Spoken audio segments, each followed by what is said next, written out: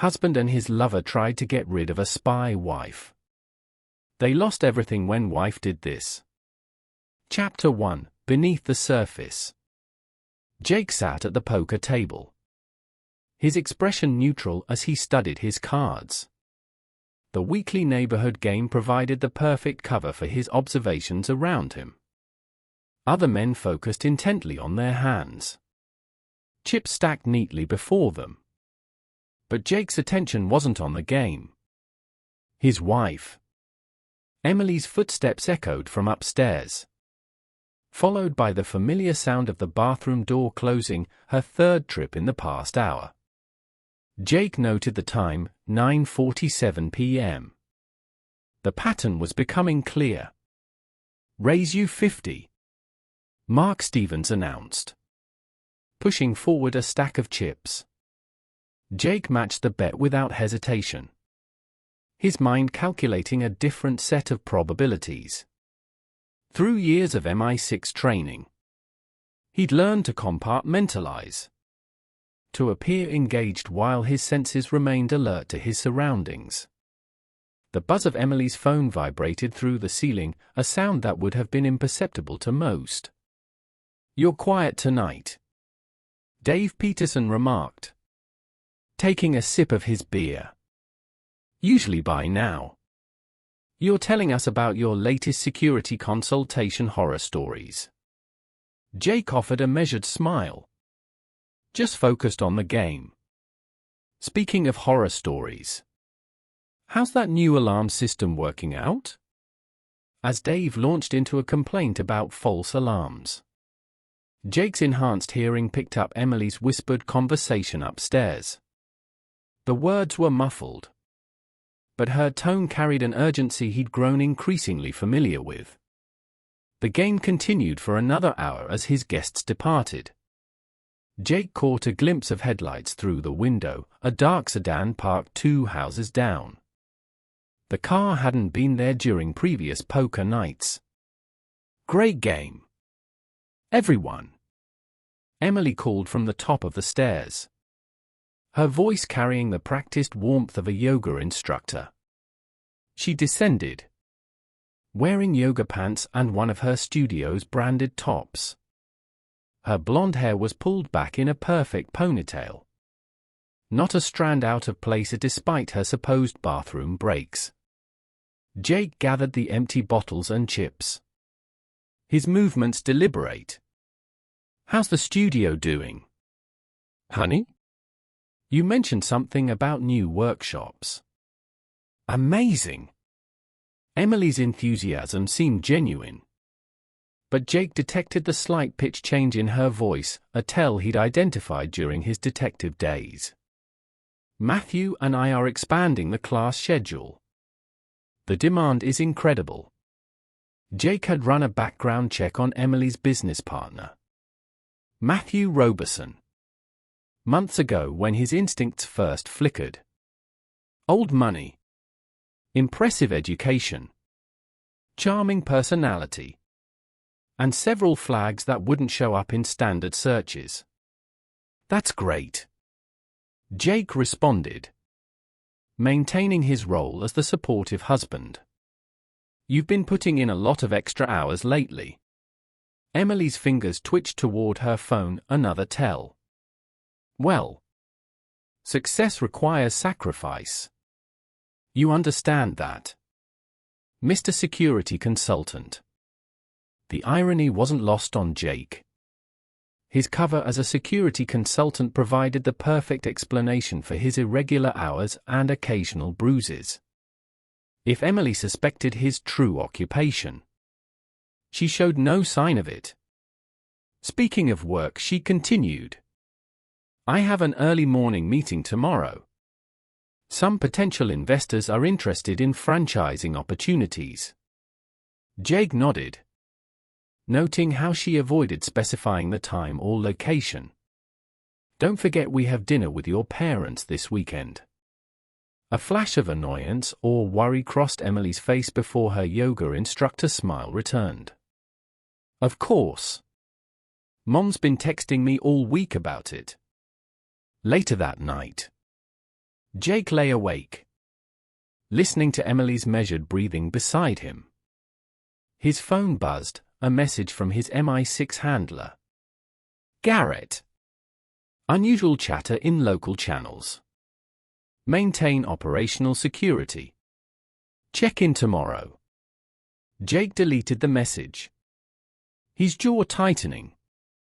The timing wasn't coincidental. Something was brewing. And his years of experience told him personal and professional threats were about to intersect. The next morning, Jake maintained his routine, up at 5 a.m. Coffee brewing by 5:15. He watched through the kitchen window as the same dark sedan from the previous night drove past their house. Too slow to be a regular commuter. His phone rang, Nate Little. His friend from his police days. Now a private investigator. Nate had become an invaluable source of street-level intelligence. Jake. I got something you need to hear. Nate's voice was low and urgent. Remember those properties we discussed? Found a connection. The buyer's been using shell companies. But the patterns match those locations your wife mentioned for her workshops. Jake's grip tightened on his coffee mug. Send me everything you have. Already did. Encrypted file. Usual protocol. Be careful. These aren't small-time players. The conversation ended as Emily entered the kitchen. Dressed for her morning class. She grabbed her protein smoothie from the fridge. Avoiding Jake's eyes. Don't wait up tonight, she said. Checking her reflection in her phone screen. Emergency studio meeting. Some issues with the new location permits. Need any help? I know some people in the zoning office. No, the response came too quickly. Emily softened her tone. I mean. No or thank you. Matthew's handling it. He has connections. Jake watched her leave. Noting how she checked her mirrors before pulling out of the driveway, amateur surveillance detection. But telling nonetheless. His sister. Amanda's unexpected visit that afternoon added another layer of complexity. A respected psychologist. She possessed the same analytical mind that had made Jake an excellent detective. You've lost weight, she observed. Studying him over lunch at his favorite diner. And don't tell me it's from working out more. I know stress when I see it. Jake adjusted his watch, a habit from his early days. Just busy with work. New clients. Bigger projects. Amanda's eyes narrowed. Funny. That's exactly what Emily said when I ran into her last week at that new hotel downtown. The Peninsula. She mentioned she was there for a yoga workshop. But her outfit seemed more business casual than yoga appropriate. Jake filed away the information. Maintaining his composure. The studio's expanding. Lots of meetings. Amanda's voice dropped. As your sister and a mental health professional, I need you to know I'm here if you need to talk about anything. The conversation shifted to safer topics. But Jake's mind was already processing the new information. Adding it to his mental map of Emily's activities. That evening, while reviewing Nate's files, Jake heard Maximum, their golden retriever, growling at the front door, unusual behavior for the normally friendly dog. Moments later, Emily entered, and Max's growls intensified. What's gotten into him? Emily asked, keeping her distance. Jake watched as Max continued to display aggression toward his wife. Noting how the dog's behavior had changed gradually over the past few months, coinciding with Emily's increased absences. Maybe he's picking up on something. Jake suggested, studying her reaction. Emily's laugh held a note of nervousness. Don't be ridiculous. He probably smells the other dogs from the studio. The community charity event that weekend provided Jake with another opportunity to observe. He positioned himself near the silent auction tables, ostensibly examining the items while Emily worked the room. We need to accelerate the timeline, he heard her say into her phone, her voice barely above a whisper. He's becoming suspicious. No. I can handle him. Just make sure everything's in place. The conversation ended abruptly as she noticed Jake approaching. Her smile was immediate and practiced. Honey. See anything worth bidding on? Just keeping my options open, he replied. The double meaning clear to him alone. You seem stressed. Everything okay? Emily's expression hardened for a moment before she caught herself. I'm fine. You're being paranoid again. This is exactly why I need space to breathe. Jake's constant hovering. His questions. His need to control everything, the accusations were calculated. Designed to put him on the defensive. Jake recognized the tactic, he'd used similar techniques during interrogations. I'm just concerned, he said. Playing his role. You've been distant lately. Maybe because you won't give me room to grow. Emily's voice rose slightly, drawing attention from nearby guests. I'm trying to build something here. Jake. The studio is my chance to be more than just your wife. The performance was convincing. Jake watched as several other guests shot him disapproving looks, already casting him as the controlling husband. Later that night, reviewing his surveillance footage, Jake allowed himself a moment of cold anger. The cameras he discreetly installed had captured Emily making several calls from the garden, each time checking for witnesses first. The pieces were coming together, forming a picture he'd suspected but hoped to avoid. His phone buzzed with another message from Garrett. Meeting tomorrow. 0800, usual place. Critical information regarding local security concerns. Jake sent a brief acknowledgement, then continued watching the footage on screen. Emily paced the garden, her conversation becoming heated. I don't care what it takes. He's becoming a problem. And problems need to be solved. The implied threat would have chilled a lesser man. But Jake Jordan wasn't an ordinary husband. And he'd faced far worse than a cheating wife and her ambitious lover. As he switched off the monitor, his expression remained neutral. But his eyes held the cold calculation of a predator assessing its prey. The game was escalating. And Jake was done playing defense. It was time to remind everyone why he'd been one of MI6's most effective operatives. Emily and Matthew were about to learn that betraying a trained operative carried consequences far beyond their worst nightmares.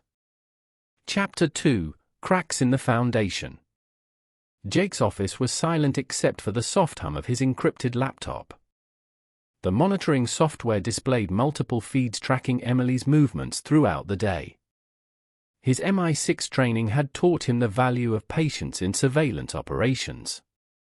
And now those skills served a more personal mission. Target entering location Delta, his computer announced quietly. The yoga studio's front entrance showed Emily arriving for her afternoon class. 30 minutes later, a familiar Mercedes pulled into the back lot. Matthew Roberson stepped out, adjusting his designer suit before entering through the service entrance. Jake's phone lit up with a text from his surveillance program. Target B flight details confirmed, Dallas, Houston, Miami. The pattern matched perfectly with Emily's recent workshop locations. A knock at his door interrupted his analysis. "Come in." Garrett Hutchinson entered, his MI6 credentials visible for a moment as he tucked them away. "Your training session with the new recruit starts in 30, but first, we need to discuss something." Jake minimized his surveillance feeds. "What's on your mind?" "You've been distracted." Garrett's tone was matter-of-fact. "Your last 3 reports included details about local real estate holdings that have nothing to do with our current operations." "Background research," Jake replied smoothly. "Some interesting patterns in property acquisitions by your wife's business partner." Garrett raised an eyebrow. "Jake, I've known you long enough to know when something's off. Whatever's happening, don't let it compromise our work." Jake's expression remained neutral, but his voice carried a dangerous edge. "Have I ever compromised an operation?" "No," Garrett admitted. "That's why I'm here as a friend, not your handler. Just be careful. Personal vendettas have a way of clouding judgment." The training session provided Jake with an outlet for his growing tension. He drove the recruits hard, demonstrating advanced combat techniques with controlled brutality that left several of them nursing bruises. "You're not fighting fair fights," he instructed, helping a recruit up after a particularly harsh takedown. "Your opponents won't announce their intentions.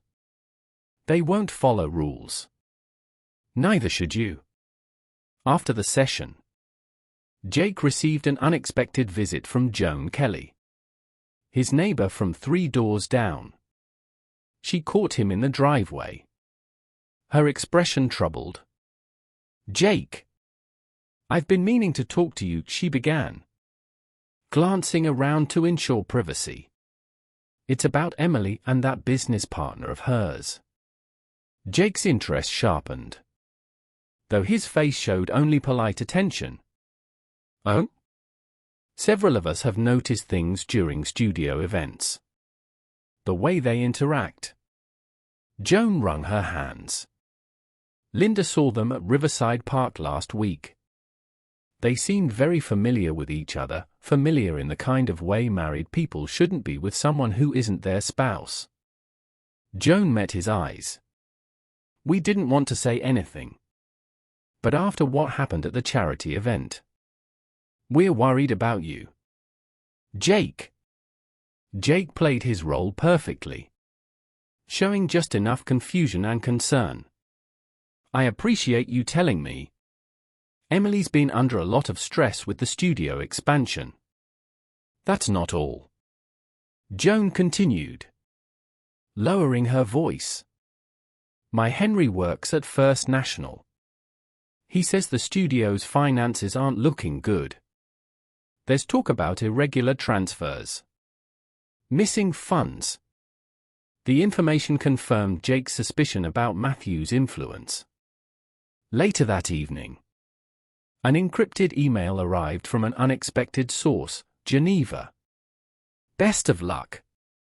Matthew's ex-wife. Mr. Jordan. I know what they're doing. I've seen it before. Matthew has a pattern: find successful women, charm them, then use their resources and connections for his schemes. Check the attached documents and watch your back." The files revealed the history of failed businesses and questionable transactions. Matthew's pattern was clear: establish trust, create financial dependency, then exploit until nothing remained. Jake's investigation was interrupted by Emily's return home. She breezed into his office, dressed in theater clothes rather than her usual yoga attire. "I've joined the community theater group," she announced brightly. "We're doing Death of a Salesman. The director says I have natural talent." "New?" Jake observed. "I thought you were focused on the studio expansion." "I need something for myself," she replied. her voice taking on a familiar defensive tone. A creative outlet. Is that a problem? No problem. Break a leg. He watched her leave, noting how her theatrical ambitions coincided perfectly with gaps in his surveillance coverage. The next morning, during his annual physical, Dr. Dennis Johnston frowned at Jake's test results. Your blood pressure is elevated. Stress levels are through the roof. Whatever is going on, you need to address it before it becomes serious. Just work pressure. Jake deflected, though his mind was already calculating how to use this information. I'm recommending counseling. Dr. Johnston continued. Perhaps couples therapy. Many of my patients find it helpful during difficult periods. Jake's response was interrupted by an urgent text from his surveillance system. Emily had just entered a downtown hotel, one not on her usual route or class schedule. The couple's therapy session, which Emily surprisingly agreed to, proved illuminating. Jake watched as she masterfully manipulated the narrative. He's always been intense, she told Dr. Sarah Martinez, tears glistening.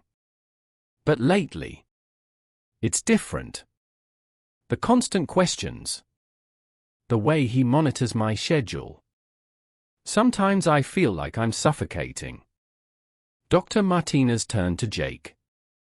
How do you respond to Emily's concerns? I want to understand what's changing in our relationship.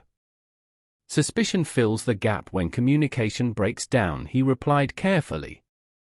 See? Emily's voice rose. He doesn't trust me. Everything I do is questioned. My work. My friends. My independence. The performance deserved an award.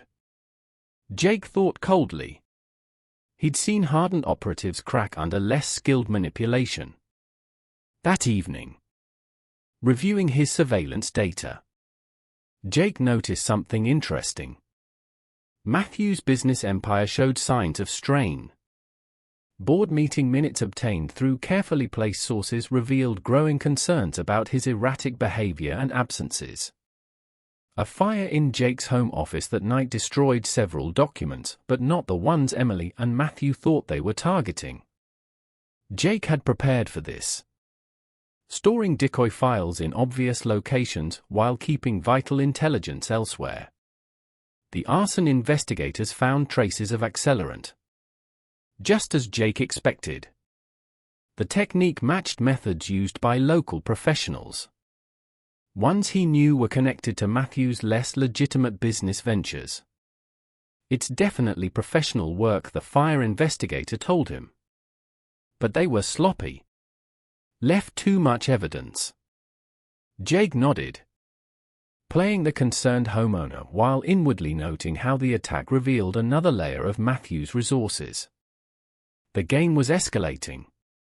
But Jake had expected this. Each move by his opponent revealed more of their plan, their capabilities, and ultimately, their vulnerabilities. In his secure basement room, surrounded by monitors displaying surveillance feeds, financial records, and intelligence reports, Jake began planning his response. Emily and Matthew thought they were dealing with a simple ex-op turned security consultant. Their mistake would cost them everything. His phone buzzed with another message from Garrett. Whatever you're planning, remember, no official MI6 resources. You're on your own for this one. Jake smiled coldly. He'd been on his own before. It wasn't his enemies who should be worried about lack of support. As he reviewed the evidence of their betrayal, the secret meetings, the financial manipulations, the staged incidents, Jake felt no anger. Only a cold, calculating focus. They had chosen this path, thinking him an easy target. Now they would learn why his enemies in the intelligence world spoke his name in whispers. The foundation of Emily and Matthew's plan was cracking, revealing the rot beneath their perfect facade. Soon, very soon, they would understand the true meaning of consequences. Chapter 3: The Breaking Point. The MI6 secure meeting room felt different today. Garrett Hutchinson paced behind his desk, concern etched on his features as he studied Jake's latest mission report. 3 missed targets in the Hamburg operation, Garrett said, tossing the file onto his desk. That's not like you. Jake. Want to tell me what's really going on? Jake maintained his composed demeanor. Random variance. It happens. Garrett leaned forward. Your concentration is shot. Your timing's off. I've known you too long to buy that excuse. A moment of silence passed between them before Jake spoke. My marriage is compromised. Garrett's expression shifted from concern to understanding. The wife? Planning something with her business partner. Something terminal. Christ. Garrett rubbed his face. You need official intervention. No, Jake's voice carried a finality that made even his handler pause. This is personal. Just remember who you are. Jake. Don't let this turn you into something you'll regret. The conversation replayed in Jake's mind as he drove home, only to find an unexpected visitor waiting in his driveway. Trina Gillespie stood beside her car, her stance marking her immediately as former CIA. Mr. Jordan, she called out. Got a minute to discuss your security consultation request? Jake hadn't made any such request, but he recognized a cover when he heard one. They walked to his backyard, maintaining the pretense of a business discussion. Your wife's lover is making waves, Trina said once they were clear. My firm's been tracking his activities. He's not just a yoga studio investor. I'm aware. Jake replied. Are you aware he's been meeting with Victor Rosoff's crew? Small-time enforcers, but hungry. They've been watching your morning running route. Trina continued. When I saw your name connected to this situation, I figured you could use some unofficial backup. Their conversation was interrupted by Max's barking from inside the house. Through the window, they could see Emily moving through the kitchen. Phone pressed to her ear. Your surveillance pick up anything useful? Trina asked. She's building a network, different men, all connected to Matthew's businesses. Each one knows a piece, but not the whole picture. Smart compartmentalization. Trina nodded. But risky. More players mean more potential leaks. Later that evening, Jake's enhanced surveillance system captured Matthew entering a notorious bar in Chicago's South Side. The location was known territory for local crime families, definitely not Matthew's usual social circle. Getting desperate, Nate commented over their secure line. My sources say he's reaching out to some serious players. Guys who don't take kindly to amateurs. Keep watching. Jake instructed. I want names, dates, locations. The situation reached a new level when Emily's mother confronted her daughter during an unexpected visit to the yoga studio. Jake's hidden cameras captured the exchange. I'm not blind. Emily. Esther's voice trembled with anger. I see what you're doing to Jake. Your father and I raised you better than this. You don't understand anything. Emily shot back. Jake is controlling, paranoid, He's suffocating me. Is that what Matthew told you? Did he also tell you about the other women? The failed businesses? Get out. You're just like Jake. Trying to control my life. I'm done with all of you. The confrontation ended with Emily cutting ties with her family, claiming Jake's paranoia had poisoned them against her. The performance was convincing. Jake had to admire her commitment to the role. His training regimen intensified, drawing attention at the local martial arts center. During a particularly intense session, he noticed a young man watching his techniques with unusual focus. That counter you used, the young man approached afterward.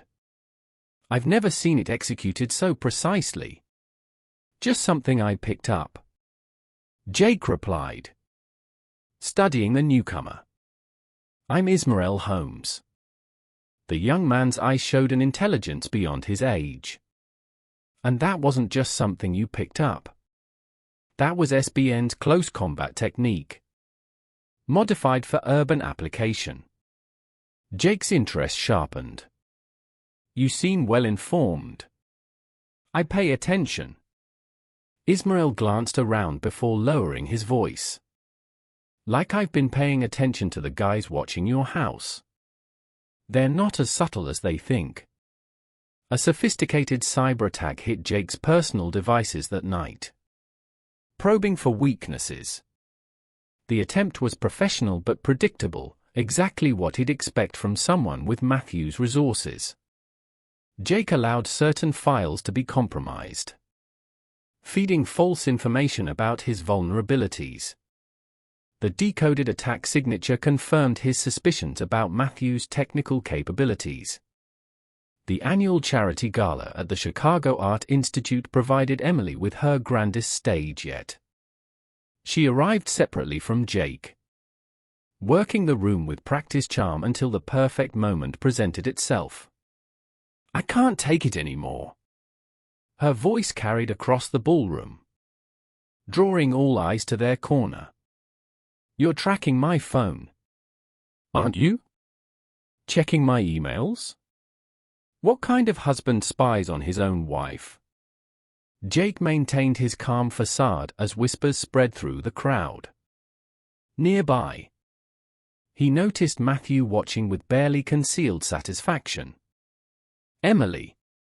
This isn't the place. Jake began, playing his role. It never is, she continued.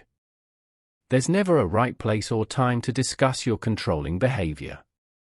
Your constant suspicion. Tears streaked her perfectly applied makeup. I'm suffocating. You're destroying me. The performance had its intended effect. Society matrons shot Jake disapproving glares. Men he'd considered friends stepped back, distancing themselves from the alleged abuser. That night, as Jake reviewed the day's surveillance footage, he captured the conversation that would change everything. Emily's voice, clear and cold, came through his hidden microphones at 2 a.m. It is just a pathetic exop, she laughed into her phone. Your men can easily take him out during his morning jog. Matthew's response was equally clear. It's arranged. Make sure you're seen at the studio when it happens. Nothing can connect back to us. In his secure room, Jake allowed himself a small, dangerous smile. They'd finally shown their full hand, not realizing they'd given him everything he needed. The time for observation was over. He began accessing his private servers, encrypted files containing contingency plans he'd hoped never to use. On his screens, financial records, surveillance footage, and intelligence reports painted a complete picture of their betrayal. Computer. Initiate Protocol 0, he commanded. Authorization code, Sierra Juliet 1984. Protocol Z activated, the system responded. contingency measures armed and ready. Jake leaned back, his expression cold and focused. Emily and Matthew thought they were dealing with a simple ex-op, a man they could manipulate and eliminate. Their fatal mistake was never asking why a former detective would have MI6 connections or how a mere security consultant could afford such sophisticated surveillance equipment. They wanted to play a deadly game. Fine. But they were about to learn they'd chosen the wrong man to betray. Jake Jordan hadn't earned his reputation by showing mercy to those who crossed him. The breaking point had arrived. And with it, the end of his restraint. Emily and Matthew had written the first act of this tragedy. Now Jake would show them how it ends. Chapter 4, Operation Black Dawn. Jake's phone buzzed at 4:30 a.m. A text message appeared, training exercise initiated. Alpha team en route. ETA 20 minutes. He checked his surveillance feeds.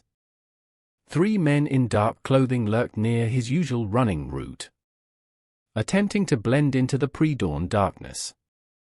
Amateur work. They positioned themselves too close to the streetlights, creating distinct silhouettes. Confirm positions. Jake typed into his encrypted communicator. 4 green dots appeared on his tactical display, marking his team's locations around the neighborhood.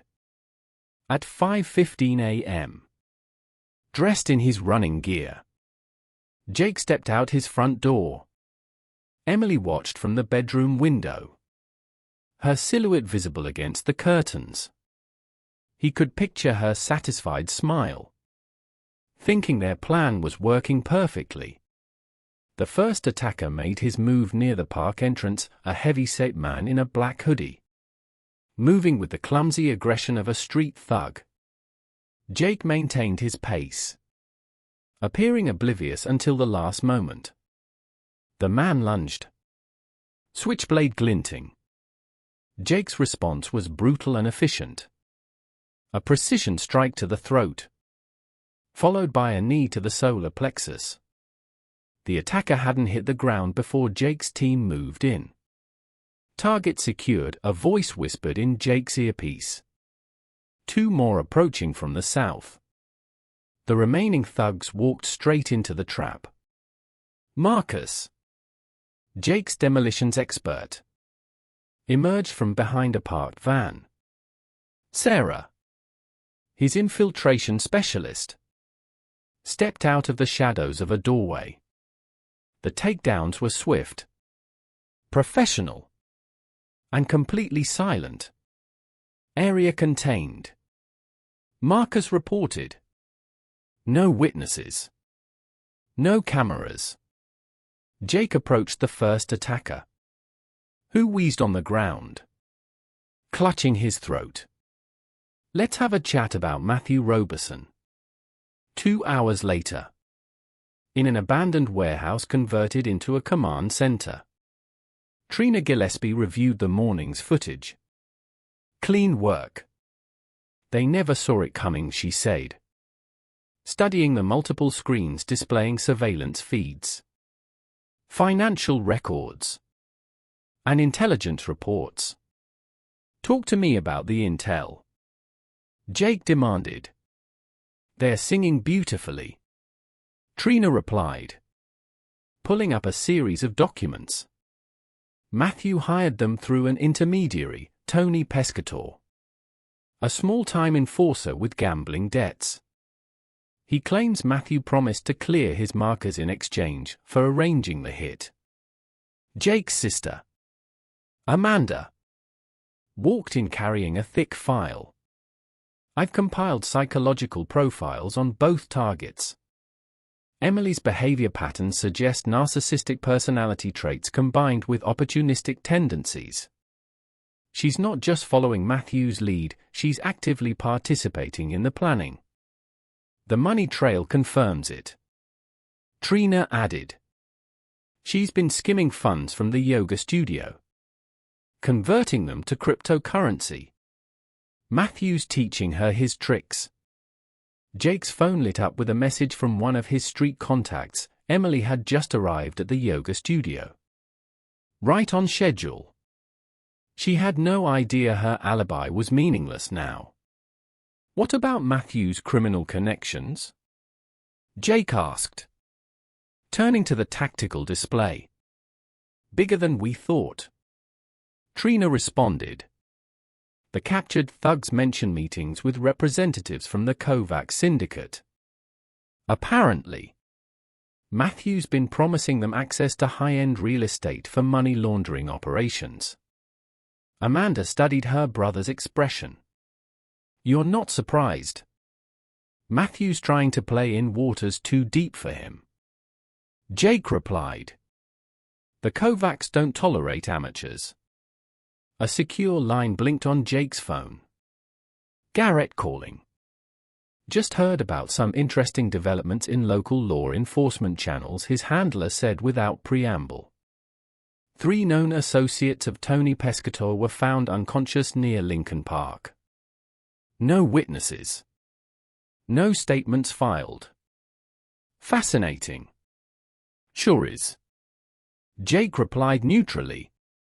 Several ongoing investigations into organized crime activities have been mysteriously redirected away from your neighborhood. Completely unrelated. I'm certain. Just remember our agreement. This stays unofficial. As the day progressed, Jake's team processed the intelligence gathered from the captured thugs. Each piece revealed more of Matthew's operation and its weaknesses. He's overextended, Trina reported. Analyzing financial records. Using the yoga studio as a front for money laundering. But he's getting sloppy. Multiple accounts show irregular patterns that would trigger any decent audit. Speaking of the studio, Amanda interjected. Emily's latest social media post just went live. Listen to this, finding strength through adversity. Sometimes those closest to us can be our greatest obstacles to growth. She's building her victim narrative. Jake's response was interrupted by Ismael Holmes's arrival. The young martial artist had proved his worth, developing a network of street-level informants that provided crucial intelligence. Matthew's meeting with Victor Rozoff tonight. Ismael reported. Private room at the Drake Hotel. My contact on the staff says he's been drinking heavily. Making phone calls in the bar. He's panicking. Good. Jake's voice carried a cold satisfaction. Phase 2 begins tonight. Marcus. Prepare the infiltration gear. Sarah. I want complete building schematics for all of Matthew's business locations. What about Emily? Amanda asked. She's still moving funds offshore. Jake pulled up a series of transaction records. Let her. Each transfer is tagged and tracked.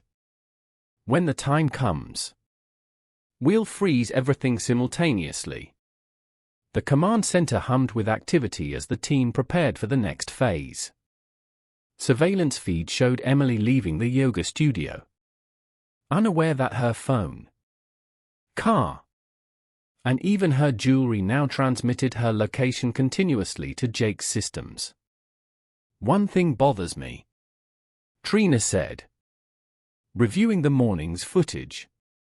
These thugs were too amateur for a serious hit attempt. Either Matthew's getting desperate, or this was a test run. Probing our defenses. Seeing how I'd react. Jake finished. Which means they'll try again. Let them come. Jake's expression remained cold and controlled. Each attempt gave them more intelligence, more leverage, more pieces of their network to dismantle. The screen showed Matthew entering the Drake Hotel. His expensive suit failed to hide his nervous demeanor. In the yoga studio, Emily taught her evening class, maintaining her serene instructor facade while her phone buzzed with encrypted messages from offshore accounts. "They think they're so clever," Amanda observed. "Playing their roles. Building their alibis. People see what they expect to see." A mild-mannered security consultant. A victimized wife. A successful businessman. Jake replied. Until suddenly. They don't. As night fell, Jake reviewed the day's developments. The failed hit had provided exactly the intelligence he needed. Matthew's organization was larger than expected, but riddled with vulnerabilities. Emily's betrayal ran deeper than suspected, but her methods were predictable. Most importantly, they still believed they held the initiative. That illusion would be their undoing. Prepare for Phase 2. Jake instructed his team. I want infiltration plans for all major targets by morning. It's time to show them what happens to people who mistake mercy for weakness. In her penthouse apartment, Emily slept peacefully, believing her husband remained ignorant of her true plans. In his hotel room, Matthew nursed another scotch, trying to calm his nerves after the failed hit. Neither suspected that Operation Black Dawn was just beginning. Jake's revenge wouldn't be swift or merciful.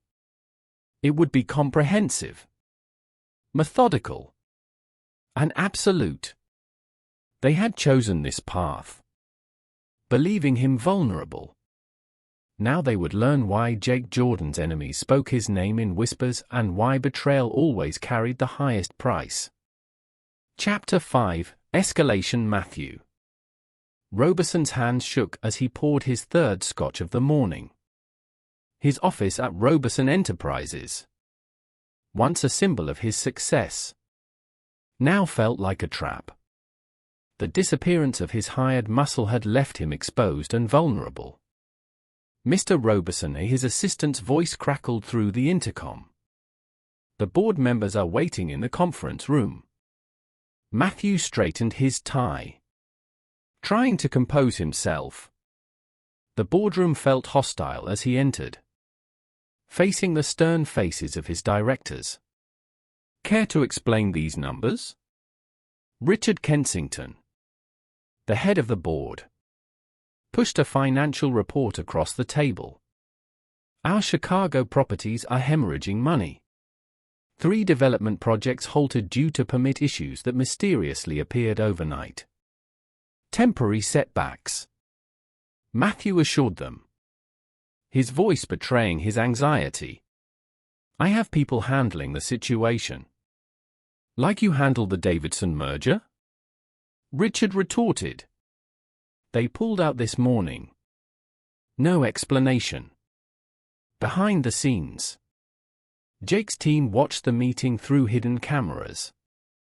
His empire's cracking, Trina noted, monitoring the feeds from their command center. Those permit issues weren't cheap to arrange. Money well spent. How's our other target? Jake asked, studying Matthew's deteriorating composure. A separate screen showed Emily arriving at her parents' house. The conversation inside, captured by directional microphones, grew heated quickly. Mom. Dad. You have to help me, Emily pleaded, tears flowing perfectly on cue. Jake's not who you think he is. The controlling behavior, the accusations, the threats. Esther's voice carried a mix of anger and disappointment. Threats like the ones your boyfriend's associates made against your husband? Emily's mask slipped for a moment. What are you talking about? I've been doing my own investigating, Esther snapped. Those yoga workshops in Miami? I called the venue. They've never heard of Stone Jordan Studios. You're spying on me. Just like Jake. No, Emily insisted. I'm protecting what's left of this family's dignity. Get out. Don't come back until you're ready to tell the truth. Back at the command center, Jake's team monitored multiple operations simultaneously. Marcus reported success in disrupting Matthew's legitimate business ventures, contract problems, permit issues, delayed shipments. Sarah's cyber team had infected his company's networks with subtle glitches that eroded client confidence. Trina added, "The Kovac syndicate is getting impatient." ISM reported returning from his street-level reconnaissance. Their enforcers are asking questions about Matthew's promises. They wanted prime real estate for money laundering. Not excuses. Push them harder. Jake instructed. I want Matthew feeling pressure from all sides. Trina interrupted with urgent news. You need to see this. We've uncovered something in Matthew's shipping manifests. The documents revealed a pattern hidden in legitimate cargo shipments women brought in from Eastern Europe. Listed as specialized training staff for the yoga studio chain. Human trafficking. Trina's voice carried cold anger. He's using the studios as distribution points. Jake studied the evidence. Can we confirm Emily's involvement? She signs off on the staff paperwork. Trina replied. Claims ignorance of the details. But the money trail suggests otherwise. The revelation threatened to complicate Jake's plans. Human trafficking would attract federal attention that could expose his own operations. Sir. Marcus called from his station. Matthew's making moves. Multiple calls to known associates. Trying to accelerate his plans against you. The surveillance feed showed Matthew in his office. Desperation evident in his actions. I don't care what it costs, he shouted into his phone. Find someone who can handle this. The Kovac. The Berver. Anyone. His sloppiness was drawing attention. Garrett warned during their secure call. 3 federal agencies have opened preliminary investigations. I can redirect some of it. But you need to move faster. Jake's health monitor beeped, blood pressure spiking again. Dr. Johnston's warnings echoed in his mind. But he pushed the concern aside. Physical discomfort was irrelevant. Boss. Sarah's voice carried urgency. Emily's PR campaign is gaining traction. Local news picked up her story. They're painting you as an abusive ex-cop who couldn't handle his wife's success. The media coverage showed Emily in full victim mode. Supported by several prominent community members. The constant monitoring. The accusations. The implicit threats, she told reporters. Her voice breaking perfectly. The community's turning against you. Amanda observed. Monitoring social media reactions. Several of your neighbors have come forward with evidence of controlling behavior. Jake's response was cold and calculated. Let them believe what they want.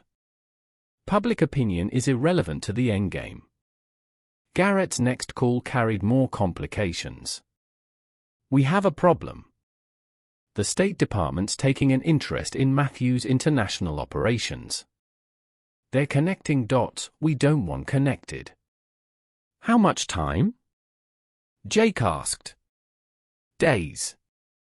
Maybe less. Whatever you're planning. Accelerate. The situation deteriorated further when Jake's team detected a breach in their security protocols. Someone had accessed their surveillance data. The intrusion was caught before critical information was compromised. But the leak came from inside. Trina reported tracing the breach. Jake's expression hardened. Someone with clearance to our secondary systems. Lock down everything. Jake ordered. No one, including Nate, gets access without direct authorization from me. The betrayal struck deeper than expected. Nate had been his friend since their police days. But trust was a luxury Jake could no longer afford.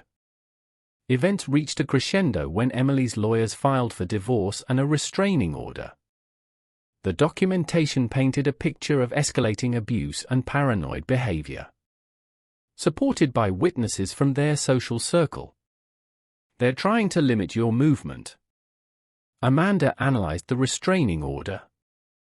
It would restrict your access to key locations and make surveillance more difficult. Jake's response surprised his team.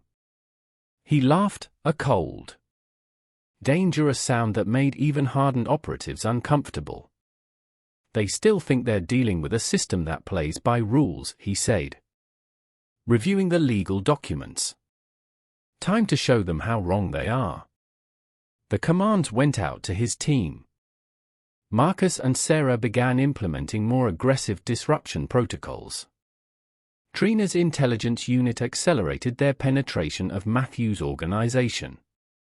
ISM Street Network spread whispers that turned criminal allies against each other. Sir, Marcus reported late that night. Matthew's heading to a meeting with Kovac people. He looks unstable. The surveillance feed showed Matthew entering a known mob hangout. His movements erratic. His usual smooth confidence shattered. Driven himself there. No security. No backup. He's breaking. Making mistakes. Trina observed. Good. Jake's voice carried no emotion. Push harder. I want them both so desperate they'll grasp at any chance for escape. In her apartment, Emily celebrated the restraining order with champagne, believing she'd scored a crucial victory. She didn't notice the new patterns in her phone's background processes, the slight delays in her banking apps, the occasional clicks on her secure line. Matthew, leaving the mob meeting with shaking hands, didn't realize his car's GPS had been compromised. His phone cloned. His emails intercepted. They thought the legal system would protect them. That their social connections would shield them. That their criminal allies would provide muscle. They were about to learn that such protections meant nothing against an opponent who'd spent his life dismantling exactly those kinds of defenses. Jake Jordan didn't just want revenge. He wanted to create a lesson that would echo through Chicago's underworld for years to come. Betrayal carried a price too terrible to contemplate. Chapter 6: The Counterstrike. In the command center, Jake activated his latest operation. Begin information dissemination. Let's see how they handle fighting ghosts. Trina's fingers flew across her keyboard, initiating their misinformation protocols. Within hours, Matthew's criminal contacts began receiving conflicting intelligence about his activities. A package delivered to the Kovac read, "Payment confirmed. Deal with the Berva finalized." Another stated, "Kovac territory compromised." Matthew's phone buzzed constantly with angry messages from his underworld connections. Each believed he'd betrayed them for their rivals. "Your digital warfare strategy is working," Marcus reported. Matthew's communications are in chaos. He can't contact his allies without triggering suspicion. His legitimate business partners are jumping ship. 2. Sarah added. 3 board members resigned this morning. The stocks are in free fall. Jake studied the monitors showing Matthew's increasing desperation. His target had made 4 attempts to contact his offshore accounts, only to find his access mysteriously restricted. "Sir, Ismael called out. "You have a visitor." Esther, Emily's mother, entered the command center, clutching a thick folder. Her eyes widened at the sophisticated operation before her. But she maintained her composure. "I've been conducting my own investigation," she said, handing Jake the folder. Bank statements, phone records, hotel receipts. Emily wasn't just having an affair. She was helping Matthew target other wealthy spouses for his schemes. Jake reviewed the evidence. "How long have you known?" "I suspected when she started the yoga studio. The numbers never added up." Esther's voice hardened. "I raised her better than this. Whatever you're planning, I won't interfere." The conversation was interrupted by an urgent alert. One of Matthew's warehouses had reported a major drug shipment missing. The security footage showed local police conducting a surprise raid, Garrett's handiwork, making it look like Matthew's operation was exposed through routine surveillance. Trina asked. "Timing couldn't be better." Jake nodded. The criminal underworld reacted exactly as planned. Matthew's phone lit up with threats from his former associates, each believing he'd sacrifice their interests to save himself. "Boss," Sarah reported, "Emily's trying to access your joint accounts." The automatic alerts just triggered. The screen showed Emily at an ATM growing increasingly frustrated as her cards were declined. Her phone call to the bank was routed to a special team Jake had prepared. "I'm sorry, Mrs. Jordan," the bank representative said. "These transactions have been flagged for potential fraud. We'll need to conduct a full investigation." Jake's team tracked her movements as she drove frantically between banks, each attempt to access funds meeting the same response. Her calls to Matthew went straight to voicemail, his phone disabled by Trina's digital warfare.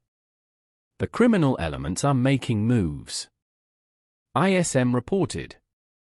The Kovac and Berver have formed a temporary alliance. They're targeting both Matthew and their suspected rivals. Perfect. Jake's expression remained cold. Let them tear each other apart. Each confrontation provides more evidence for law enforcement. Garrett's secure line activated.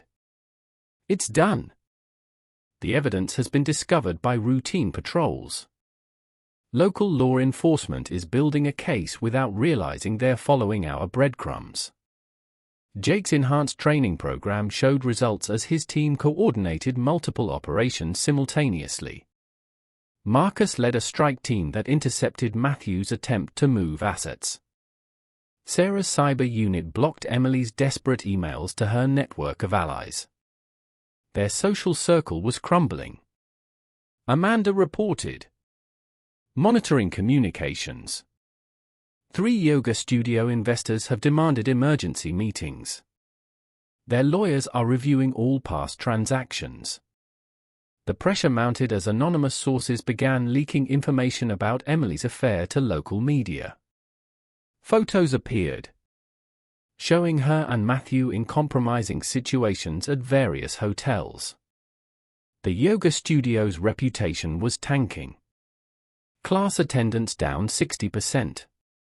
Trina noted. Online reviews mentioning unprofessional behavior and questionable business practices.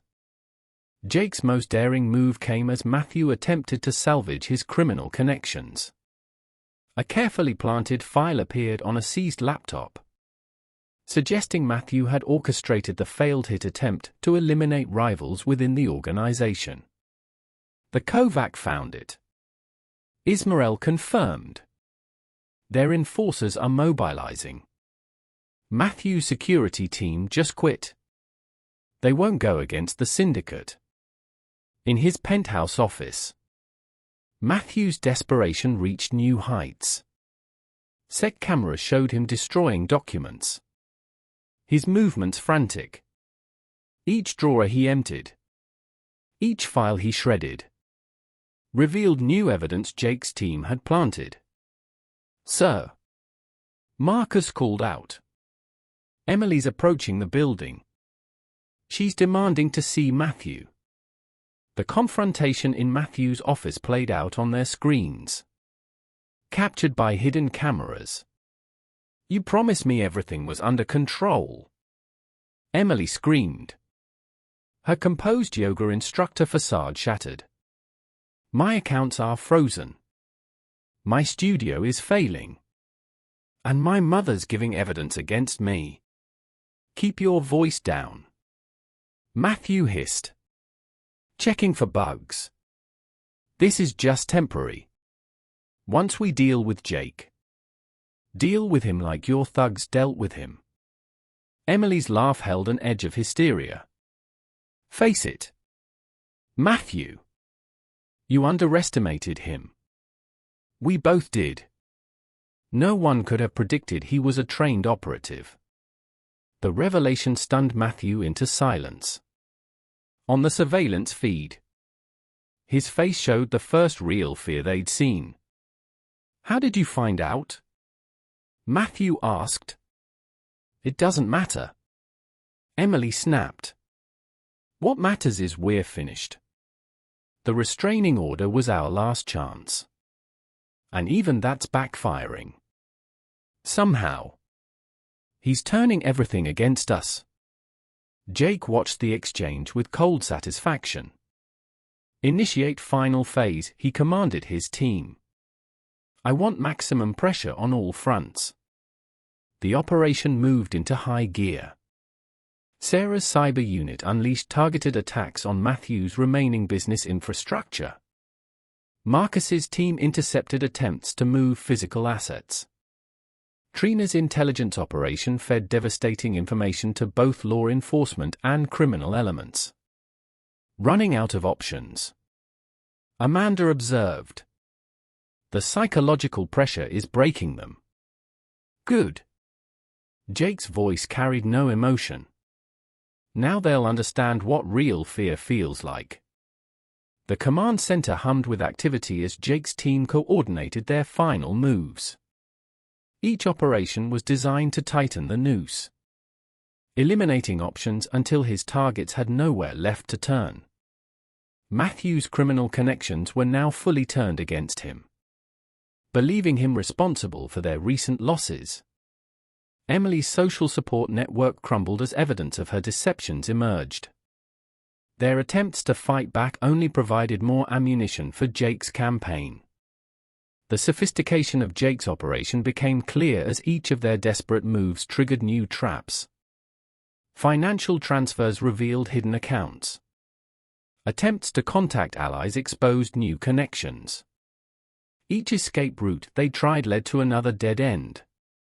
Jake watched their increasing panic with the patience of a predator who knows its prey is trapped. They had thought themselves clever, plotting against what they believed was a simple EXOP. Now they were learning the true cost of their miscalculation. The evidence linking Matthew to the failed hit attempt circulated through Chicago's criminal underground, turning his former allies into deadly enemies. Each piece of information Jake released was calculated to maximize the damage while maintaining his plausible deniability. As night fell, Jake reviewed the day's developments. His targets were isolated, their resources dwindling, their options disappearing. The next phase would push them beyond their breaking point. "Your revenge is nearly complete," Trina observed. "They'll never recover from this." "This isn't just revenge," Jake replied, his voice cold. "This is justice. They chose to betray the wrong man. Now they'll serve as an example of the consequences." The screen showed Emily and Matthew in their separate locations, both showing signs of cracking under the pressure. They had started this war, believing themselves hunters, Only now did they realize they had always been the prey. Chapter 7: The Unraveling Matthew. Robeson's hands gripped his desk as he faced three of Chicago's most dangerous crime figures. Victor Kovac's scarred face showed no emotion as he slid photos across the polished surface. "Explain this," Victor demanded. The images showed Matthew meeting with rival organizations. Documented dates matching the failed hit attempt on Jake. "These are forgeries," Matthew protested, his voice cracking. "Someone's trying to frame me. We found your signature on transfer documents." Victor cut him off. "Money moving through shell companies. Timed perfectly with attacks on our operations. That's impossible." Your own men confirmed it," the crime boss leaned forward. Before they disappeared. In the command center, Jake watched the confrontation through hidden cameras. "How's our other target responding to the pressure?" he asked Trina. She pulled up footage of the yoga studio. Emily paced her office. Phone pressed to her ear. "Karen. Please. You have to help me. The studio needs this investment." "Hello? Hello?" The call ended. Another former ally cutting ties. Emily's network was disintegrating exactly as planned. Her last 3 attempts to contact studio supporters have failed. Amanda reported. Reviewing the surveillance logs. The rumors about her criminal connections are spreading through their social circle. Jake's operation had entered its final phase. Each piece of evidence, each leaked photo, each whispered rumor had been calculated for maximum impact. Her yoga students were canceling memberships. Online reviews mentioned possible fraud, questioning where their membership fees went. Emily's desperation grew as she called former friends from her contact list. Each conversation ended the same way, polite excuses followed by disconnected lines. "You don't understand," she pleaded to her former business partner. "These allegations are lies. Jake is behind all of this." "Really?" The woman's voice turned cold. "Like those lies about you embezzling from the studio building fund? The bank records look real enough." In his penthouse office, Matthew faced another crisis. His board of directors had called an emergency meeting via video conference. "The SEC is investigating irregularities in our Asian subsidiaries," the board chairman announced. "Furthermore, several major shareholders have expressed concerns about your recent behavior. I can explain." Matthew tried to defend himself. "Save it for the authorities," the chairman replied. "As of this moment, you are suspended from all company operations." Jake's team monitored multiple feeds as Matthew's world collapsed. His access card stopped working. His executive parking spot was reassigned. His assistant's desk sat empty, she'd resigned that morning. "Sir," Marcus called out, "you need to see this." The screen showed Emily attempting to board a flight to the Cayman Islands. Airport security approached her at the gate. "There are some irregularities with your passport," the agent said. "Please come with us." Jake's planted evidence had triggered multiple flags in the immigration system. Emily's desperate escape attempt only strengthened the case against her. Back in the command center, Esther and Amanda worked together, compiling statements from witnesses to Emily's indiscretions. The country club staff confirmed it. Esther said, her voice tight with controlled anger. She and Matthew used private rooms for their meetings, always paying in cash. Amanda added another file to their growing dossier. 3 yoga instructors provided sworn statements about unauthorized charges to student accounts. The money trail leads directly to Matthew's shell companies. The criminal underworld's response exceeded even Jake's expectations. Matthew's former allies turned on him with brutal efficiency. His private security detail resigned en masse. His criminal connections vanished. "Please, Matthew," he begged into his phone. "I need protection. They're coming after me." "You made your choice," the voice replied. "Deal with the consequences." Jake watched as his target's relationships deteriorated under pressure. Surveillance caught Emily and Matthew arguing in his private garage. "You promised me protection," Emily screamed. "Now my business is ruined. My reputation is destroyed. And the FBI is asking questions about student fees." "Keep your voice down," Matthew hissed. "This garage might be bugged. Like it matters now. Jake's 10 steps ahead of us. He's been from the start." Their argument ended with Emily storming out, leaving Matthew alone with his crumbling empire. His phone buzzed constantly with messages from angry investors, suspicious authorities, and former criminal partners demanding answers. In the studio's office, Emily faced her own reckoning. A group of senior yoga instructors confronted her with evidence of financial misconduct. "We found the real accounts," her head instructor said, holding up a document showing where their pension contributions actually went. "I can explain."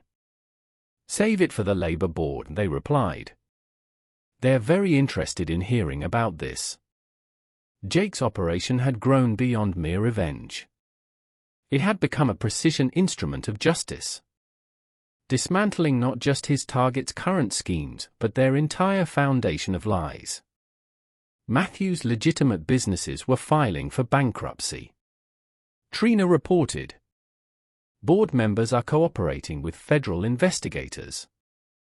Emily was completely isolated. Her social media accounts were flooded with comments about fraud and betrayal. Former students were filing complaints with consumer protection agencies. The psychological impact showed clearly on their targets. Matthew's polished executive facade cracked, revealing the desperate man beneath. Sarah called out. Emily's carefully maintained yoga instructor serenity shattered under the weight of mounting evidence. "Sir," Sarah called out. "Matthew's trying to access his emergency funds." "Let him," Jake commanded. "The accounts are monitored. Each attempt provides more evidence for the authorities." The operation's scope became clear as more players fell. Matthew's criminal contacts disappeared or turned hostile. Emily's social circle evaporated.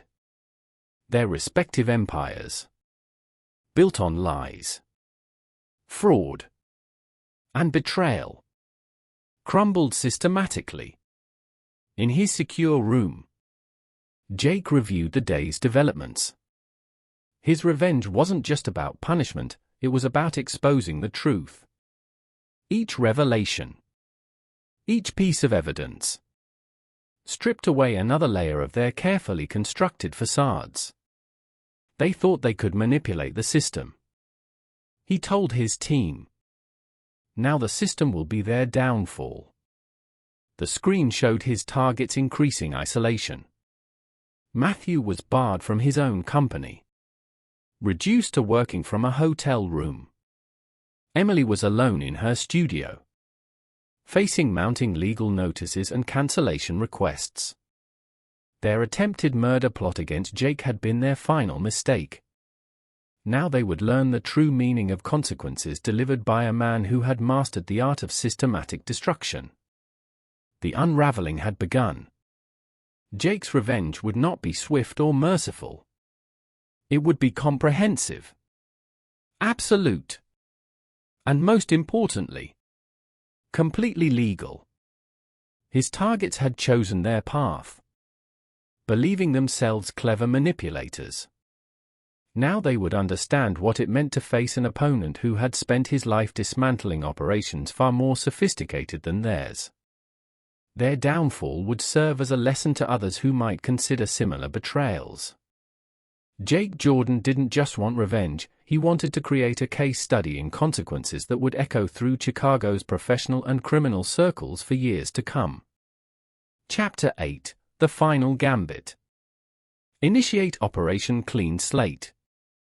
Jake commanded from the center of his operations room. Multiple screens displayed various aspects of his targets' lives, all about to be systematically destroyed. All teams in position. Marcus reported, waiting for his signal. Jake activated his secure line to Garrett. Are the federal agents ready? SWAT teams are staging 2 blocks from Matthews' location, his MI6 handler confirmed. Local police have sealed off all escape routes. He won't see it coming. The raid on Matthews' temporary office unfolded with brutal efficiency. Surveillance feed showed armed agents breaching the door, catching him in the middle of destroying evidence. Matthew Robeson, the lead agent, announced, "You're under arrest for racketeering, attempted murder, human trafficking, and conspiracy to commit fraud." Matthew's face drained of color as agents read him an extensive list of charges. Each count referenced evidence that Jake had carefully planted over the previous months. "My lawyer will have this thrown out," Matthew blustered. "You have nothing solid." Actually, an agent interrupted, displaying a tablet. "We have signed statements from your associates detailing your involvement in multiple criminal enterprises. Very thorough confessions." In the command center, Trina pulled up footage of Emily arriving at the courthouse for her attempt to defend against the mounting charges. Mrs. Jordan reporters swarmed her. "Can you comment on allegations that you helped orchestrate an attempt on your husband's life? What about the missing yoga studio funds? Is it true you were involved in Matthew Robeson's human trafficking operation?" Emily's lawyer hustled her through the crowd. But the damage was done. Camera crews captured her panicked expression, broadcasting it across local news networks. Inside the courtroom, Jake's carefully gathered evidence demolished her defense. Bank records showed her signature on transfers to Matthew's shell companies. Email exchanges revealed her knowledge of the criminal operations. Surveillance photos documented meetings with known criminals. "Your Honor," her lawyer addressed the judge, "given the overwhelming nature of the evidence, my client wishes to discuss plea options with the prosecution." Jake watched the proceedings through courthouse security feeds. "How's the media coverage playing out?" he asked Amanda, who was monitoring news outlets. "Exactly as planned," she replied. "They're portraying you as the victim of a sophisticated criminal conspiracy. Public sympathy is completely on your side." The screen showed Matthew being processed into federal custody, his designer suit replaced with prison orange, his executive demeanor crumbling under harsh fluorescent lights. The evidence linking him to the hit attempt is irrefutable, Garrett reported. His own criminal associates provided detailed testimonies in exchange for reduced sentences. In another section of the command center, Sarah monitored the financial aspects of the operation. Matthew's remaining assets are being frozen as we speak. Corporate accounts, personal holdings, even his offshore safety nets, all locked down. "What about Emily's resources?" Jake asked. "The studio filed for bankruptcy this morning," Sarah replied. "All accounts are under investigation for fraud. She can't access a penny without triggering alerts." The morning's newspapers painted a devastating picture. Headlines screamed about Matthew's criminal empire, Emily's involvement, and the shocking betrayal of their social circle. Photos showed Matthew in handcuffs, Emily fleeing reporters. Their former friends and associates distanced themselves from the scandal. "Sir," Marcus called out, "Matthew's preliminary hearing is starting." The courthouse feed showed Matthew facing a federal judge. His expensive criminal defense attorney looked nervous as prosecutors presented their evidence. "Your Honor," the prosecutor announced, "the scope of Mr. Robeson's criminal activities is staggering. We've uncovered connections to organized crime figures across 3 continents." Matthew's face showed real fear as the prosecutor continued listing charges, each count carrying substantial prison time. Furthermore, the prosecutor added, "The defendant's ties to human trafficking operations are particularly disturbing. We have documentation linking him to the disappearance of multiple young women brought into the country under false pretenses." In another courtroom, Emily faced her own legal reckoning. Her lawyer's attempts to separate her from Matthew's crimes crumbled as Jake's team released evidence of her active participation. The defendant wasn't merely aware of these operations, the prosecutor explained. She used her yoga studio as a front, providing cover for Mr. Robeson's human trafficking activities. Bank records show she personally profited from these schemes. Emily's composed facade cracked as the charges mounted.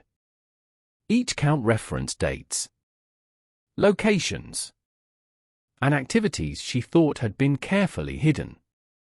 Furthermore, the prosecutor continued, Mrs. Jordan was an active participant in planning an attempt on her husband's life. We have audio recordings confirming her role in hiring known criminals to attack Mr. Jordan. Jake's enhanced security protocols prevented any last-minute attempts by his targets to hide assets or escape justice. Each bank account, property deed, and business holding had been flagged for investigation. Matthew's trial was making international news. Amanda reported, his connections to organized crime have sparked investigations in multiple countries. The screen showed Matthew's former criminal associates scrambling to distance themselves. Each attempt to contact outside help only provided more evidence for prosecutors. His legitimate business partners are cooperating fully with authorities. Trina added, they're eager to prove they weren't involved in his criminal activities. Esther Bird watched the proceedings with cold satisfaction. Her daughter's betrayal had shattered their family. But justice was being served. I gave these to the prosecutors, she told Jake, handing over a file. Letters Emily wrote to Matthew, detailing their plans. Found them hidden in her old room at our house. The evidence proved devastating. Emily's own words condemned her, revealing the calculated nature of their schemes. Jake's team monitored multiple feeds as the operation reached its climax. Matthew, isolated in federal custody, faced a mountain of evidence. Emily, her carefully constructed social status destroyed, confronted the consequences of her choices. The charitable foundation is ready to launch, Sarah reported, using recovered funds from their illegal operations. The press release emphasizes support for victims of domestic abuse and corporate fraud. The irony wasn't lost on anyone. Money that Matthew and Emily had stolen would now fund programs to protect others from similar schemes. Public opinion has shifted completely, Amanda noted. Social media is filled with support for you, condemning their actions. Former friends are coming forward with stories of suspicious behavior they noticed but didn't report. In his holding cell, Matthew finally grasped the full scope of Jake's revenge. Each criminal contact he tried to reach had been compromised. Each escape route had been blocked. Each contingency plan had been anticipated and countered. Emily, facing her own imprisonment, realized too late the magnitude of her miscalculation. The evidence Jake had gathered wouldn't just send her to prison, it would ensure she remained under surveillance long after her release. The criminal underworld has received the message. ISM reported. Your handling of this situation has earned their respect and their fear. Jake watched the screens displaying his target's downfall. His revenge hadn't just destroyed their current lives, it had eliminated any possibility of them rebuilding their power. They thought they could manipulate the system, he told his team. Instead, the system became their prison. The operation's success exceeded even Jake's expectations. Matthew and Emily hadn't just been defeated, they had been systematically dismantled. Their crimes exposed. Their reputations destroyed. Their futures erased. Operation Clean Slate had lived up to its name. Jake Jordan had demonstrated why betrayal carried such a heavy price, creating a lesson that would resonate through Chicago's power circles for years to come. Chapter 9: New Beginnings. 6 months after Operation Clean Slate, Jake stood before a group of MI6 recruits in a secure training facility. His presentation displayed tactics from his personal operation, now converted into training materials. Threat assessment isn't just about identifying enemies, he instructed. It's about understanding how personal connections can become vulnerabilities and how to turn those vulnerabilities into advantages. The recruit studied footage from his systematic dismantling of Matthew and Emily's operations. Each phase demonstrated different aspects of intelligence gathering, tactical response, and strategic planning. Sir, a recruit raised her hand. How did you maintain operational security while managing multiple cover identities? By understanding that every role, even a cover, must be grounded in truth. Jake replied. The security consultant wasn't just a facade, it became a legitimate business. After the session, Garrett approached with a proposal.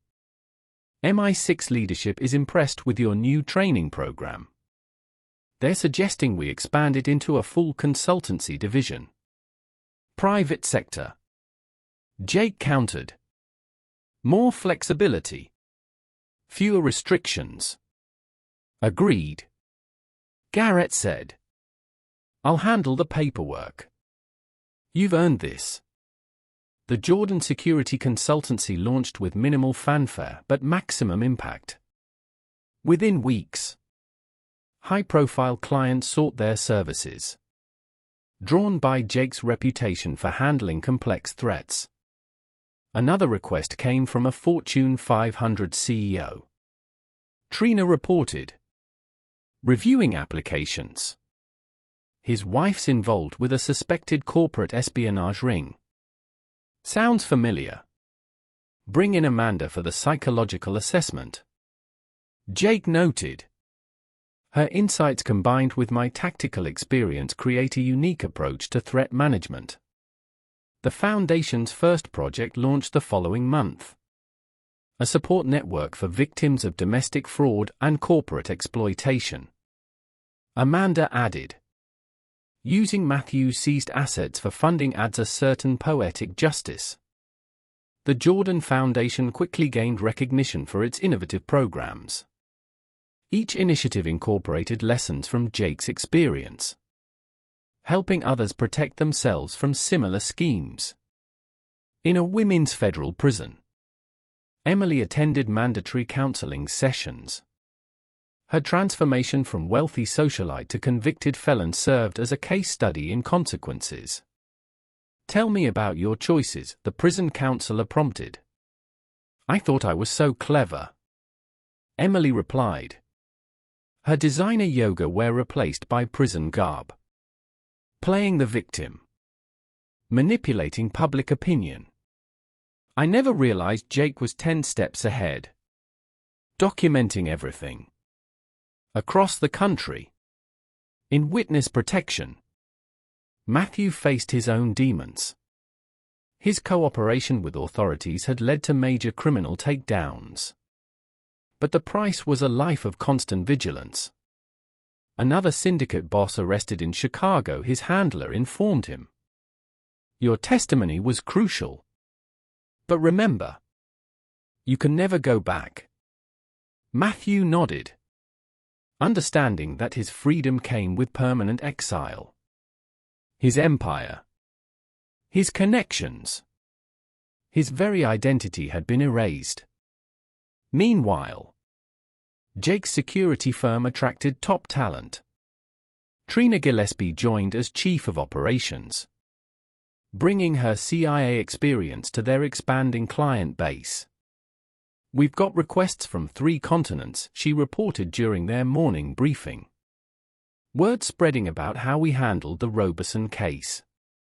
Ismael Holmes, now heading their intelligence division, had transformed his street-level contacts into a sophisticated information network. Our preventive threat assessment program is showing results, he noted. 2 potential situations neutralized before they escalated. Jake's relationship with his sister, Amanda, deepened through their work together. Her role in the foundation helped both of them process the betrayal they'd witnessed. You're different now, she observed during a private dinner. Stronger. But not harder. You've turned this experience into something positive. The best revenge isn't just destruction. Jake replied. It's creation, building something meaningful from the ashes. The community that had once shunned Jake now sought his guidance. Former friends who believed Emily's lies approached with apologies and business proposals. Mr. Jordan, a prominent banker, requested. We'd like to discuss upgrading our executive protection protocols. Your handling of the Robeson situation impressed our board. Jake's new dating life reflected his evolved perspective. He chose partners who understood and respected his complex world. I appreciate your honesty about your work. Catherine Maxwell, a corporate attorney he'd been seeing, said. Not many men in your position would be so direct. Deception has a price. Jake responded. I've seen it collected. His team's reputation grew with each successful operation. They specialized in cases that required Jake's unique combination of intelligence, tradecraft, and personal insight. Another client saved from corporate infiltration. Trina reported. The perpetrators never saw us coming. Just like old times. The final validation came in an unexpected form. MI6 leadership? Impressed by Jake's handling of his personal crisis, issued a commendation. Your actions demonstrated exceptional judgment, the director stated in a private meeting. You eliminated severe threats while maintaining operational security and showing remarkable restraint. Restraint? Jake questioned. You could have eliminated your targets permanently. Instead, you chose to destroy them legally, thoroughly, and irrevocably. That's the mark of a true professional. The commendation meant less to Jake than the lessons he'd integrated into his new life. Each aspect of his operation against Matthew and Emily had revealed different applications for his skills. His command center, once focused on revenge, now served as the hub for legitimate security operations. The surveillance systems that had documented betrayal now protected clients from similar threats. We've become something unique, Trina observed. Not just security consultants or intelligence operators. We're preventing tragedies before they happen. The Jordan security consultancy's reputation grew beyond its origins. Clients sought them out not just for protection but for their comprehensive approach to threat management. Your experience gives you insight others lack, Amanda noted during a strategy session. You understand both the tactical and emotional aspects of betrayal. Jake's new life balanced professional success with personal growth. He maintained his edge, his ruthlessness when required, but channeled it into protective rather than punitive action. The final proof of his victory came in small moments, walking through Chicago without looking over his shoulder, training new operatives to protect themselves from personal threats, using his skills to prevent others from experiencing similar betrayals. Matthew and Emily's attempt to destroy him had instead catalyzed his evolution. Their betrayal had forced him to refine his abilities, to transform revenge into redemption. Jake Jordan emerged not just victorious, but vindicated. His enemies were neutralized, his skills enhanced, his purpose clarified. He had shown the world, both legitimate and underground, that betrayal carried consequences, but also that true strength lay in how one rebuilt from destruction. The story of his revenge became a legend in multiple circles, intelligence communities, corporate boardrooms, and criminal underworlds.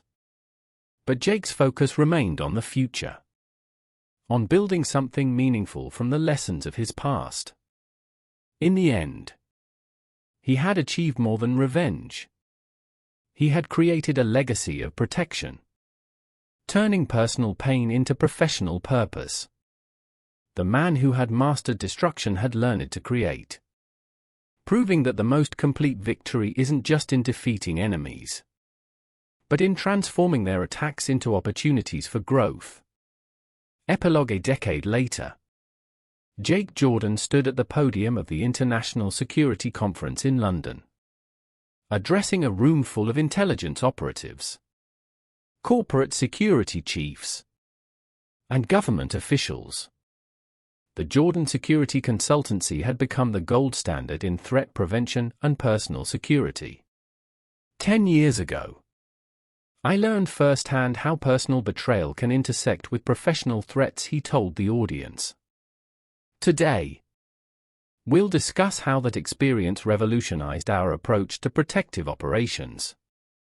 In the front row, his wife, Catherine Maxwell Jordan, watched with pride. Their marriage of 7 years had proven that trust was possible even in their complex world. As a former prosecutor turned corporate defense attorney, she understood both the legal and personal implications of betrayal. The Jordan Security Consultancy occupied the top floors of a Chicago high-rise. Trina Gillespie, now Chief Executive Officer, managed their global operations. Under her leadership, they'd expanded to offices in London, Dubai, and Singapore.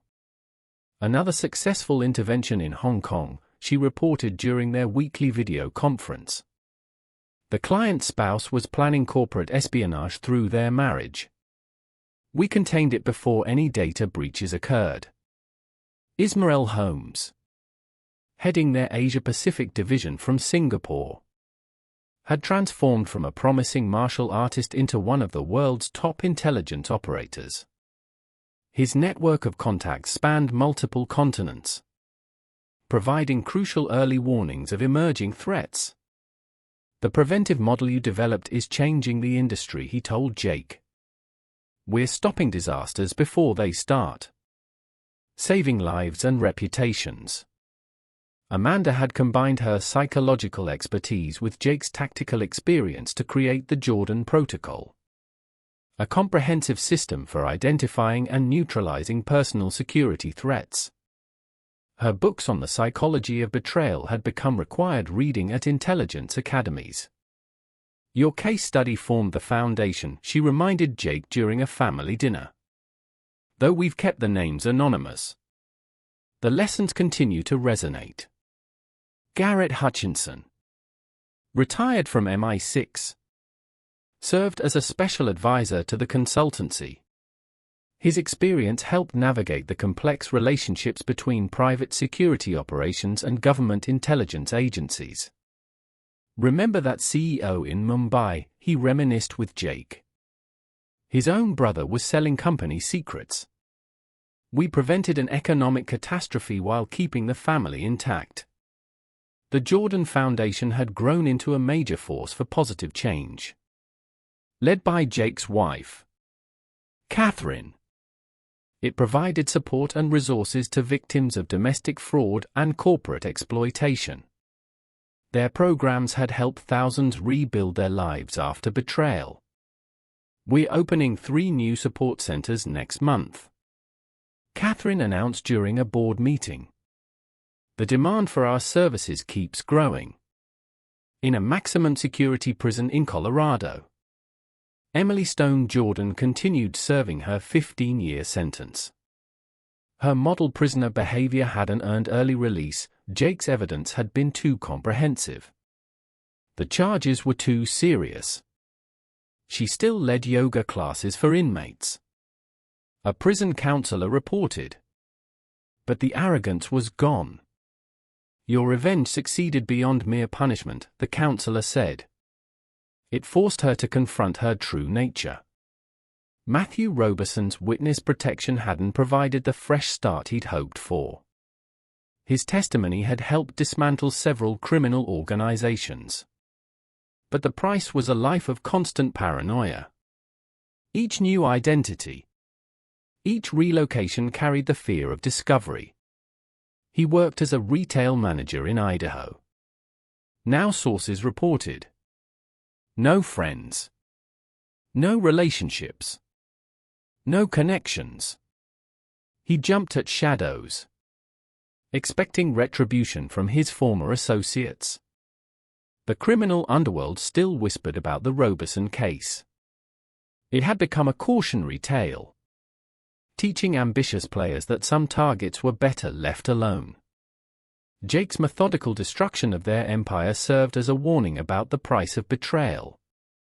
Maximum, their loyal golden retriever, had passed away 2 years after the events. But his legacy lived on. The consultancy's K9 training program, named in his honor, produced exceptional security dogs that could detect both physical and emotional threats. Nate Little had rebuilt his relationship with Jake after a period of careful vetting. He proved his loyalty during the operation and now, semi-retired, occasionally consulted on cases that required his specialized investigative skills. You taught me to trust my instincts, he told Jake during a rare meeting. That case showed me how to look beyond surface appearances. Esther Bird had channeled her pain into purpose, working with the Jordan Foundation to help other parents whose children had chosen destructive paths. Her support groups provided crucial understanding for families dealing with betrayal. I couldn't save my daughter from her choices, she often said in meetings. But I can help others recognize the warning signs. The yoga studio building had been transformed into the Jordan Foundation's main counseling center. The space that once hosted Emily's deceptions now offered healing and support to betrayal victims. Dr. Dennis Johnston, Jake's former physician, had joined the Foundation's medical advisory board. His expertise helped develop programs addressing the physical impact of betrayal-related stress.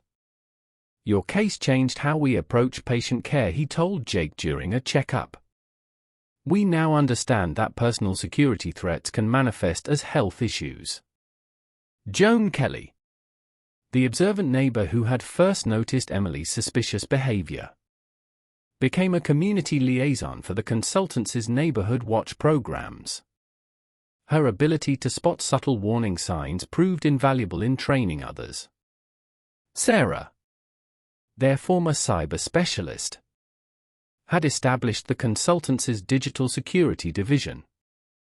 Her teams protected clients from both technical and social engineering threats. Using lessons learned from Matthew's attempted hacks. We've prevented 12 major cyber attacks this quarter alone, she reported. Each one started with personal relationship exploitation. Marcus, who had led tactical operations during the Robeson case, now trained the consultancy's physical security teams. His experience had shaped their unique approach to protective services. We don't just guard clients, he explained to new recruits. We create environments where threats can't take root. The consultancy's training program had become legendary in security circles. Operatives learned not just tactical skills, but the subtle art of detecting betrayal before it manifested as physical threats. Geneva Best, Matthew's ex-wife, who had provided crucial early warnings, occasionally consulted on cases involving sophisticated financial manipulation. Her insights into Matthew's methods helped identify similar schemes. Financial predators follow patterns, she explained during a training seminar. The Robeson case gave us a perfect template for recognition. The criminal organizations that Matthew had betrayed had largely forgotten him, finding new territories and opportunities. But their leaders still used his story to teach younger members about the dangers of overreach. The Jordan incident, they called it in their circles, when amateur ambition met professional retribution. Jake and Catherine's home featured a state-of-the-art security system. But it wasn't the fortress many expected. They'd created a warm, welcoming space that balanced protection with normalcy. Their twin daughters, Sarah and Amanda, aged 6, attended a private school with discreet but comprehensive security measures. They were being raised to be both vigilant and compassionate, understanding their father's work without being burdened by its darker aspects. Daddy helps people stay safe, they explained to friends, demonstrating the balanced perspective Jake and Catherine had worked to instill. The consultancy's client list included corporate leaders, celebrities, and government officials. But they also maintained a pro bono program for victims of domestic betrayal who couldn't afford their services. Everyone deserves protection, Jake insisted during board meetings, especially those most vulnerable to manipulation. Their preventive approach had revolutionized personal security. Instead of reacting to threats, they identified and neutralized potential betrayals before they developed. This methodology, born from Jake's experience, had saved countless lives and reputations. The Jordan Protocol had been adopted by intelligence agencies worldwide, though few knew its origins in Jake's systematic dismantling of Matthew and Emily's schemes. Catherine's legal expertise had helped develop the consultancy's unique approach to evidence gathering. They built cases that could withstand legal scrutiny while maintaining client privacy. We don't just protect people, she explained to potential clients. We ensure they can defend themselves legally if necessary. Jake's reputation had evolved from feared operative to respected security innovator. His experience had shown that the most effective protection came from understanding both tactical and emotional vulnerabilities. The consultancy's research division, led by Amanda, continued studying patterns of betrayal across different cultures and contexts. Their findings helped refine threat assessment protocols and protective strategies. Regular family gatherings at Jake and Catherine's home included Amanda, her husband Dennis, and their children. These moments of normalcy proved that even those who had witnessed betrayal's darkest aspects could build trusting, healthy relationships. The Jordan Foundation's annual gala had become a major event in Chicago's social calendar. Unlike the charity events where Emily had once played victim, these gatherings celebrated genuine healing and empowerment. Jake's training programs for MI6 had evolved into international workshops attended by intelligence operatives from allied nations. His methods of combining personal security with counterintelligence had proven exceptionally effective. The consultancy's success rate approached legendary status. In 10 years, no client under their full protection had suffered a successful attack or betrayal. Their preventive methodology had proven itself repeatedly in increasingly complex situations. Looking out over Chicago's skyline from his office, Jake reflected on the decades of transformation. The betrayal that could have destroyed him had instead created something extraordinary, a legacy of protection and prevention that touched lives worldwide. His revenge against Matthew and Emily had been complete. But its true victory lay in the positive changes it sparked. Their attempt to destroy him had led to innovations in personal security that protected countless others from similar schemes.